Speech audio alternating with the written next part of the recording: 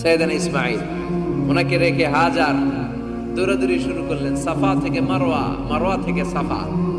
আহা, এখন air condition করা, 4 তলা এয়ার কন্ডিশন করা, সুন্দর পরিবেশ, এরপরে দৌড়াতে দৌড়াতে আমাদের ঘাম ছুটে যায়। না জানি সাইয়েদাতুনা হাজার কি কষ্ট করে সেখানে দৌড়াদৌড়ি করেছিলেন, না জানি ওনার কি কষ্ট পোহাতে হয়েছিল। উনি সাফা থেকে মারওয়া একবার, মারওয়া থেকে সাফা একবার 7টা চক্কর দিলেন। এই 7টা চক্কর, এই দৌড়াদৌড়িটা আল্লাহর কাছে এত ভালো লেগেছে, কিয়ামত পর্যন্ত সব হাজীদের জন্য এই জায়গায় দৌড়াদৌড়ি করাটা আল্লাহ ওয়াজিব করে দিয়েছে। এটা না করলে আপনার হজই হবে না, এখানে দৌড়াদৌড়ি করা ওয়াজিব। দেখেন ওনার ওয়াইফের কাজ কত বরকতময়, উনি দৌড়াদৌড়ি করছেন, এখন আমাদের হজে যে দৌড়াদৌড়ি করা লাগে। সুবহানাল্লাহ পড়বেন না?